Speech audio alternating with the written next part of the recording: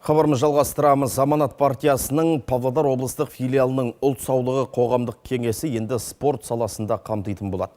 Осыған дейін кеңестік денсаулық сақтау саласының сұрақтарын қарастырған.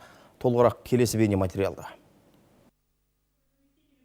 Аманат партиясы Павлодар облыстық филиалының ұлт саулығы өңірлік қоғамдық кеңесінің отырысы биыл алғаш рет өтті. Алдымен денсаулық сақтау басқармасының басшысы Айдар Сейітқазинов сөз алып, профилактикалық медициналық тексерістер енді қатаңдатылатынын жеткізді. Мы сейчас полностью переключились на профосмотры, на скрининги. Біз қазір толығымен профилактикалық тексеріске көңіл бөліп отырмыз. Себебі облыста жүрек қан тамырлары аурулары онкология бойынша көрсеткіштер қуантпайды. Сондықтан ақпаннан бастап профилактикалық және скринингтік тексерістерді мониторингілейтін боламыз. Сегодня мы поговорим о... Біз бүгін партияның сайлауалды бағдарламасының жүзеге асу барысымен танысамыз. Алдағы уақытқа жоспарлаған шараларды ұсынамыз. Кеңестің құрамы өзгертілді. Оған енді спорт саласының мамандары да енетін болды. Айта кетейік, кеңес бұрын тек денсаулық сақтау саласы бойынша жұмыс істеді. Самал Қалиқызы, Досымбек Тоқай, Ертіс ақпарат.